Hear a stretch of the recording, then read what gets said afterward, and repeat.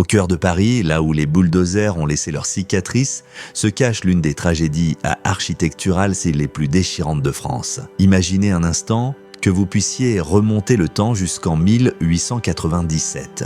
Vous vous tenez devant le numéro 50 de l'avenue Foch et ce que vous découvrez défie l'entendement. Un palais somptueux s'élève devant vos yeux, ses murs de marbre rose captant la lumière parisienne comme un joyau précieux. Cette merveille architecturale rivalise avec Versailles lui-même et pourtant, elle n'existe plus aujourd'hui. Elle a été pulvérisée, réduite en poussière, effacée de la carte comme si elle n'avait jamais existé. Voici l'histoire du Palais Rose, le chef-d'œuvre le plus massacré de notre patrimoine. Une histoire qui mêle passion dévorante, fortune colossale et vanité sans limite. Une saga où l'amour de l'art devient obsession destructrice, où l'argent américain rencontre l'aristocratie française dans un mariage explosif qui changera à jamais le visage de Paris. Pourquoi ce joyau architectural a-t-il disparu ? Comment une création d'une beauté inouïe, fruit de millions investis et d'années de labeur, a-t-elle pu être condamnée à mort ?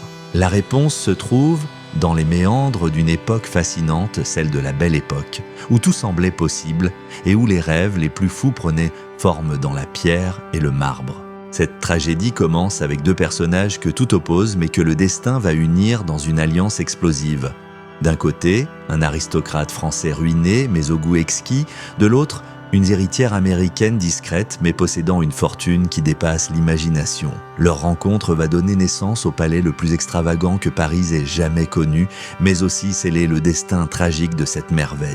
Plongeons ensemble dans cette histoire extraordinaire car pour comprendre pourquoi le Palais Rose a dû mourir, il faut d'abord comprendre le monde étrange qu'il a vu naître. Nous sommes en 1894, au sommet de cette époque dorée qu'on appellera plus tard la Belle Époque. Paris rayonne sur le monde civilisé, capitale incontestée de l'art, de la mode et du raffinement.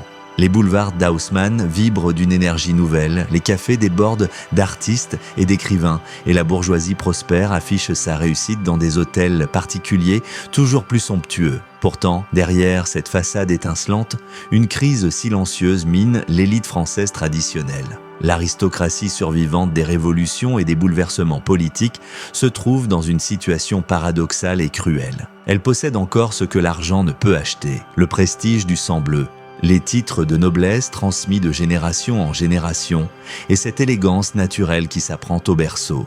Ces familles détiennent les clés d'or de la haute société parisienne, mais elles ont perdu les clés de la prospérité économique. Leurs domaines ancestraux périclitent. Les terres ne rapportent plus suffisamment pour maintenir le train de vie fastueux auquel ces lignées sont habituées depuis des siècles.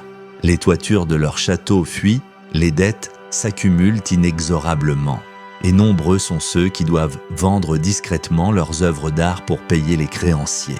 Ils sont des rois déchus, régnant sur un royaume financier en ruine. De l'autre côté de l'Atlantique, aux États-Unis, une situation inverse se développe avec une puissance extraordinaire. C'est l'âge d'or des magnates industriels, ces titans que l'histoire appellera les robber barons. Ils ont bâti des empires dans l'acier, les chemins de fer, le pétrole, accumulant des fortunes qui dépassent tout ce que le monde a connu auparavant. Ces nouveaux riches américains possèdent un pouvoir financier colossal, mais ils manquent cruellement de cette patine aristocratique que seuls les siècles peuvent offrir. À New York ou Chicago, ils peuvent acheter les plus beaux hôtels particuliers, s'offrir les œuvres d'art les plus précieuses, mais ils restent des parvenus aux yeux de la société établie. Ils cherchent désespérément cette légitimité historique, cette noblesse authentique que seule l'Europe peut leur apporter. Leurs filles, éduquées dans les meilleures institutions, parlent plusieurs langues et maîtrisent tous les codes de la haute société. Mais elles portent encore le stigmate du nouveau riche. C'est dans ce contexte de marché transatlantique des vanités qu'apparaît notre premier protagoniste, un homme qui incarnera à la perfection cette époque de contradictions et d'excès. Le comte Boniface de Castellane, mieux surnommé affectueusement Boni par ses intimes, représente l'archétype absolu du dandy français de la fin du XIXe siècle. Boni descend d'une lignée aristocratique dont les racines plongent profondément dans l'histoire de France. Sa famille a traversé les siècles, survécu aux révolutions, aux guerres, aux changements de régime, conservant jalousement son patrimoine génétique le plus précieux.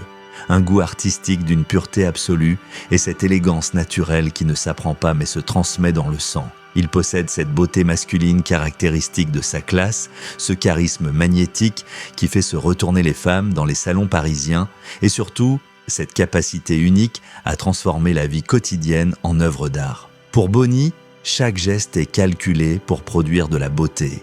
Il s'habille comme un prince de la Renaissance, choisit ses mots comme un poète symboliste et vit chaque jour comme si la Révolution française n'avait été qu'un mauvais rêve. Sa philosophie de l'existence tient en quelques mots, la beauté justifie tout et l'argent n'est qu'un moyen vulgaire mais nécessaire pour atteindre la perfection esthétique.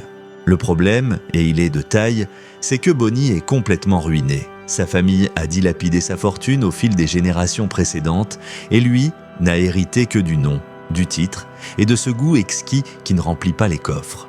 Il lui reste son charme légendaire et sa capacité à éblouir les salons, mais ses qualités, aussi remarquables soient-elles, ne suffisent pas à payer les créanciers qui se font de plus en plus pressants en.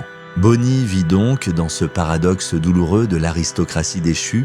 Il connaît intimement tous les codes de la grandeur, mais ne possède plus les moyens de les incarner. Ses appartements parisiens, bien qu'élégamment meublés, sont loués, ses chevaux sont vendus un à un et ses domestiques partent discrètement chercher des maîtres plus solvables. Pourtant, jamais il ne laisse paraître cette détresse financière.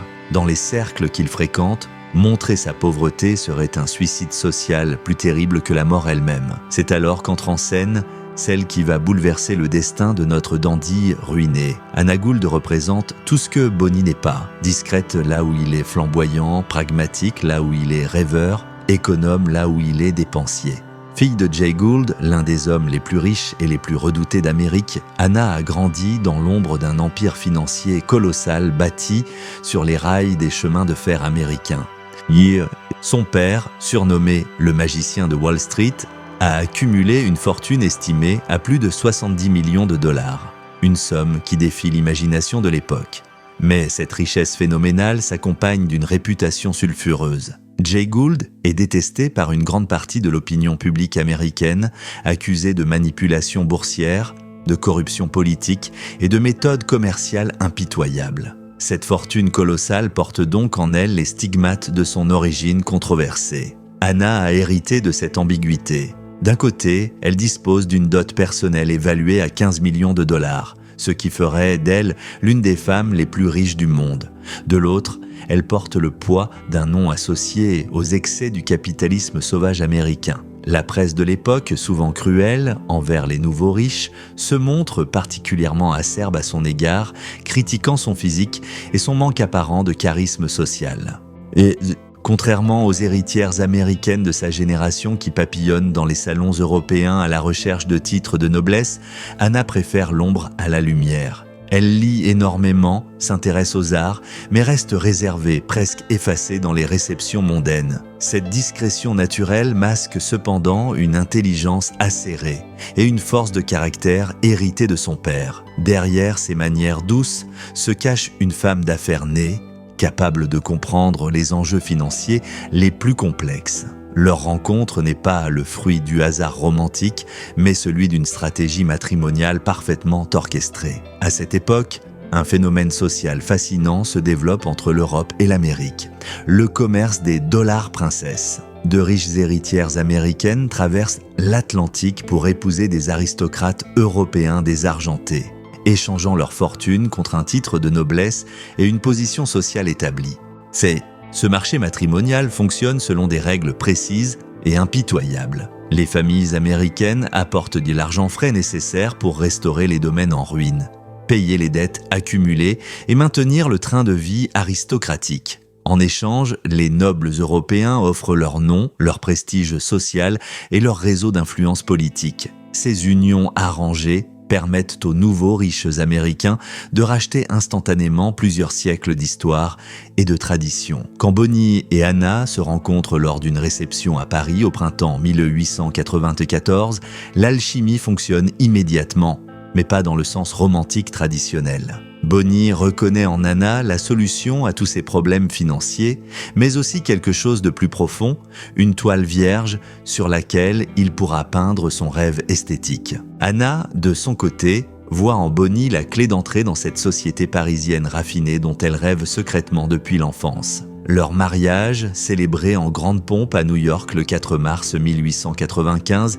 marque l'union de deux mondes antagonistes, l'ancienne Europe aristocratique et la jeune Amérique industrielle. La cérémonie elle-même illustre parfaitement cette alliance paradoxale. D'un côté, la fine fleur de la société new-yorkaise, banquiers, industriels, magnats des chemins de fer, tous venus célébrer l'une des leurs. De l'autre, une délégation d'aristocrates français venus escorter leurs compatriotes dans cette aventure transatlantique. Mais derrière les sourires de circonstance et les discours convenus, chacun poursuit son agenda secret. Bonnie ne voit pas seulement en Anna une épouse fortunée. Il voit un mécène involontaire qui va lui permettre de réaliser le rêve de sa vie. Construire un monument architectural qui immortalisera le nom des Castellane pour l'éternité. Il a déjà tout planifié dans sa tête. Ce palais qui dépassera en beauté tout ce que Paris a connu, cette résidence qui forcera l'admiration de l'Europe entière. Anna, plus pragmatique, espère que cette union lui apportera enfin cette respectabilité sociale qui lui fait défaut en Amérique. Elle imagine les salons parisiens s'ouvrant devant elle, les invitations aux cours européennes, cette légitimité aristocratique qui transformera la fille du controversé Jay Gould en comtesse respectée de la haute société française. Aucun des deux ne mesure véritablement ce dans quoi il s'engage. Bonnie sous-estime complètement la personnalité complexe d'Anna, la prenant pour une petite américaine timide qu'il pourra facilement manipuler. Anna, de son côté, ne saisit pas l'ampleur de la mégalomanie artistique de son époux, pensant épouser un gentleman français élégant et non un visionnaire obsédé par la grandeur. Dès leur installation à Paris dans un hôtel particulier loué rue de Varennes, les premières fissures apparaissent. Bonnie trouve les lieux trop modestes pour son rang, trop conventionnels pour son goût. Il rêve déjà de quelque chose de plus grandiose, de plus personnel, de plus révolutionnaire. Anna découvre que son mari dépense son argent avec une désinvolture qui la laisse stupéfaite. Commandant des œuvres d'art, rénovant les appartements, organisant des réceptions somptueuses, sans jamais consulter les comptes. C'est dans cette atmosphère de tension naissante que germe l'idée qui va changer leur destin à tous les deux. La construction du palais le plus extravagant que Paris ait jamais connu. L'encre du contrat de mariage était à peine sèche que Bonnie de Castellane se lançait déjà dans sa véritable mission. Il ne cherchait pas simplement un toit pour abriter sa nouvelle épouse. Il cherchait une scène grandiose où tout Paris serait contraint de lever les yeux vers lui avec admiration. Pour un homme qui se considérait comme l'héritier spirituel du roi Soleil, il fallait un emplacement à la hauteur de ses ambitions démesurées. En cette fin du 19e siècle, le cœur battant de l'élite parisienne ne résidait plus dans les vieux quartiers du Marais, devenus trop populaires, ni même sur les Champs-Élysées qui s'embourgeoisaient dangereusement. L'endroit où il fallait absolument être vu, c'était l'avenue du Bois de Boulogne, cette artère majestueuse qui deviendrait plus tard l'avenue Foch. Cette voie exceptionnellement large, bordée d'arbres centenaires, constituait le théâtre quotidien de la vanité parisienne. Chaque après-midi, le tout Paris s'y donnait rendez-vous pour l'incontournable promenade en calèche. C'était un défilé fastueux où l'on jugeait impitoyablement les attelages, les toilettes, les bijoux et même les amants du moment. Cette parade sociale revêtait une importance capitale dans la stratégie de conquête mondaine de Bonnie. C'est au numéro 50 de cette avenue prestigieuse, à l'angle de la rue du Roule, que Bonnie jeta son dévolu. Le terrain était occupé par 3 modestes hôtels particuliers sans caractère architectural notable. Avec cette désinvolture caractéristique de ceux qui manipulent à l'argent des autres, Bonnie ordonna froidement de racheter l'ensemble des propriétés et de procéder à leur démolition immédiate. Il voulait faire table rase du passé pour ériger son manifeste esthétique personnel. L'emplacement choisi présentait des avantages stratégiques indéniables. Il offrait une perspective dégagée sur les frondaisons du Bois de Boulogne, permettant à la nature environnante de servir d'écrin naturel au futur palais. Cette vue créerait l'illusion délicieuse d'être à la campagne tout en demeurant au cœur même de la capitale. De plus, la largeur exceptionnelle de l'avenue garantissait que l'édifice serait visible de loin, s'imposant naturellement au regard de tous les passants. Mais que construire exactement ? L'architecture de cette époque traversait une période d'hésitation stylistique. L'art nouveau commençait à faire éclore ses courbes végétales audacieuses et ses ferronneries asymétriques révolutionnaires. Bonnie, cependant, détestait viscéralement cette modernité qu'il jugeait vulgaire et sans âme. son regard demeurait obstinément tourné vers le passé glorieux, vers l'apogée du grand siècle, vers la perfection versaillaise. Son inspiration tenait en 2 mots magiques, Grand Trianon.